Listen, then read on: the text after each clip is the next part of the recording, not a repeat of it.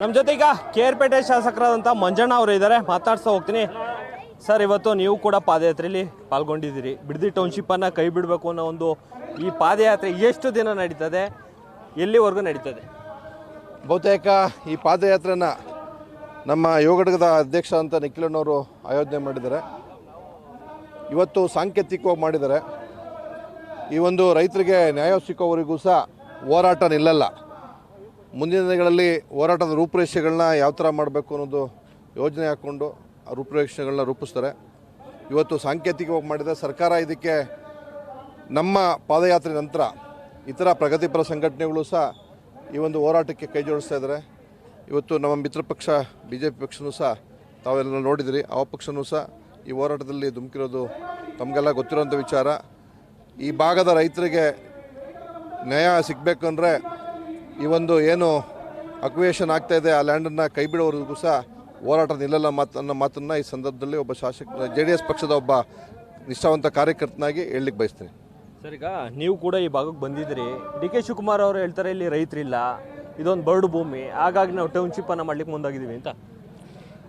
ಈಗ ಅವ್ರಿಗೆ ಮರಗಳು, ಹಸಿರು ಬೆಳೆಗಳು ಎಲ್ಲ ಕಾಣೋದು, ಎಲ್ಲ ಜಮೀನು ಸಹ ಅದು ರೈತರು ಬೆಳೆದಂಥ ಬೆಳೆಯಲ್ಲ ಅಂತ ಕಾಣಿಸ್ತಾ ಇರ್ಬೋದು. ಯಾಕೆಂದರೆ ಅವರು ನೋಡೋ ದೃಷ್ಟಿಕೋನ ರಿಯಲ್ ಎಸ್ಟೇಟ್ ಉದ್ಯಮ ಅವ್ರದ್ದು ನೋಡ್ಕೊಂಡಿರೋ ದೃಷ್ಟಿಕೋನ ಆಗಿರೋದ್ರಿಂದ ಈ ಭೂಮಿನೂ ಸಹ ಆ ರೀತಿಯೇ ಕಾಣಿಸ್ತಾ ಇದೆ. ಪಾಪ ಅವರ ರೈತರುಗಳು ಪ್ರತಿ ಸಹ ತಾವು ಸೋಷಿಯಲ್ ಮೀಡಿಯಾದಲ್ಲಿ ಅಥವಾ ಇತರ ಮಾಧ್ಯಮಗಳು ಅವರೆಲ್ಲರೂ ಸಹ ರೈತರನ್ನ ಭೇಟಿ ಮಾಡ್ತಾಯಿದ್ರಿ.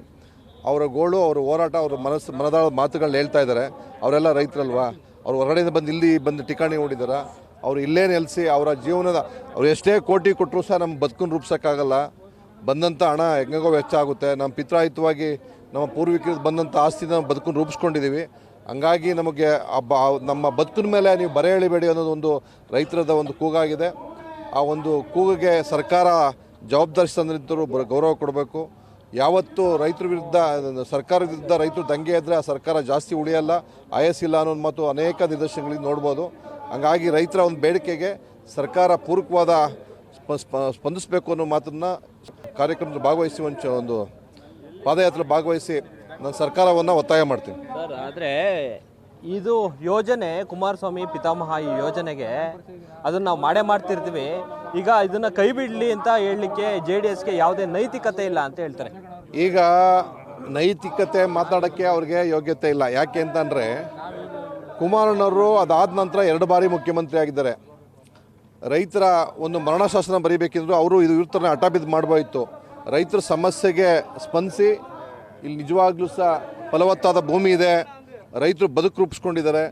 ಇಲ್ಲಿ ನಾವು ಇದು ಅಕ್ವೈರ್ ಮಾಡಿಕೊಂಡು ರೈತರ ಟೌನ್ಶಿಪ್ ಮಾಡೋದ್ರ ಮುಖಾಂತರ ನಾವು ರೈತರ ತಲೆ ಮೇಲೆ ಚಪ್ಪಡಿ ಎಳೆಯೋದು ಬೇಡ ಒಂದು ಉದ್ದೇಶದಿಂದ ಮಾಡಿಲ್ಲ.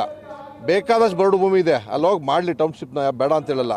ಆದರೆ ಫಲವತ್ತಾದ ಜಮೀನ ಮೇಲೆ ತಾವು ನೋಡ್ತಾ ಇದ್ರೆ ಇಂಥ ಒಂದು ತೆಂಗಿನ ಮರ ಇಳಿಸ್ಬೇಕು ಅಂತಂದರೆ ಕನಿಷ್ಠ ಪಕ್ಷ 30-40 ವರ್ಷ ಬೇಕು. ಆ ಒಂದು 40 ವರ್ಷದ ರೈತರ ಶ್ರಮದ ಒಂದು ತೆಂಗಿನ ಮರಗಳು, ಬೆಳೆಗಳನ್ನ ನಾಶ ಮಾಡುವಂಥ ಪ್ರಯತ್ನ ಸರ್ಕಾರ ಮಾಡ್ತಾ ಇದೆ.